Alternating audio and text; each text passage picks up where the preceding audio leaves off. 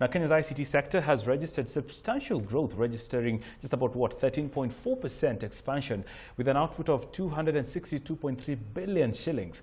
Now, it's for this reason that CIO is set to award its ICT excellence based on achievements through the CIO 100 Awards. And joining me right now is the CIO East Africa Managing Director, Hare, on the show. Good afternoon. Good afternoon. Hare, before we jump into the awards, very interesting conversations have been about the changing role of the Chief Information Officer, which your award is ideally based on. We've moved from the IT guy who comes to fixed hardware to someone who is actually seated at the board and driving strategy. Help us understand that transition. I think, 10 years ago, what we're looking at was somebody who is in charge of the infrastructure, is in charge of the wires, the servers, not so in touch with the business side of things. Right. But see, as businesses began to look at IT as a strategic intervention into their own businesses, right, then even the CIO now had to change how they do their things. They had to get aligned with the business. They had to know what business is looking at doing, right, and actually be ahead of business to actually propose some of the technology interventions, right, for them to achieve their goals. This seems to be overlapping the R&D department in most of the companies, because ideally then R&D falls right under the CIOs. Are African corporates transitioning and changing this? R&D is threatened in a lot of places because you see, in fact, I also deal with a lot of technology startups and the technology. I see a lot of technology mergers and acquisitions, and we're seeing a lot of more money put, the R&D money actually going to startups because of the agility, right, for them to create new services. But the thing is, the CIO is now in a position where is driving innovation. Because you see, a lot of businesses are looking at tech as a way to transform their businesses. Correct. And therefore the CIO is right in the middle of that mix. And yeah, you're right. A lot of R&D is now around the CIO. Yeah. Interesting. Yeah. Let's shift the focus to awarding excellence in this. Help us understand the map, especially when it comes to ICT in our corporates. How has it been, and who are you looking to award?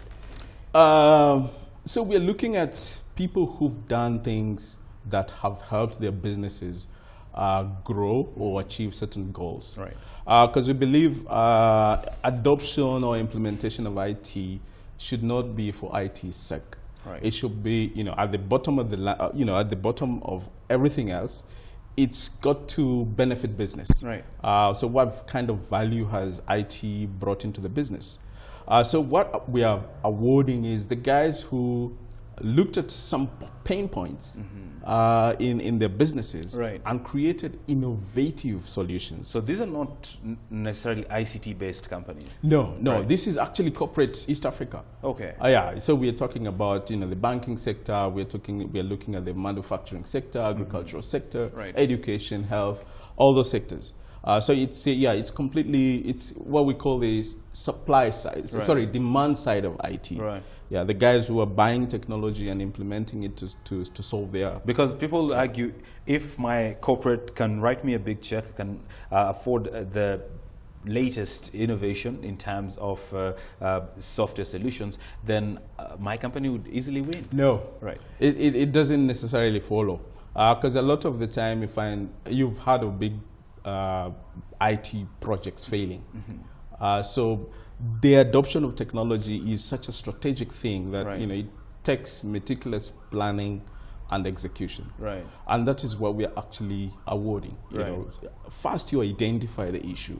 Second, you identify the right solution for that issue. Right. And third, you actually put structures in place, including change management, to be able to actually implement that project, right, to its success. Hare, sorry to jump in, but where does social media fall into this? Because there's a lot of confusion, especially when you talk to corporates, where they equate social media to ICT and it's lumped together in a corner. We don't seem to get this right. Does it fall under marketing? Is it where exactly does this fall? Okay, so that's a big debate. Right. And actually it's a basis of a sort of controversial debate between the CMO and the CIO. Right. But it's owned by both places, because you see the CIO brings in the technology. Correct. While the CMO brings in now the engagement, the content, so to speak.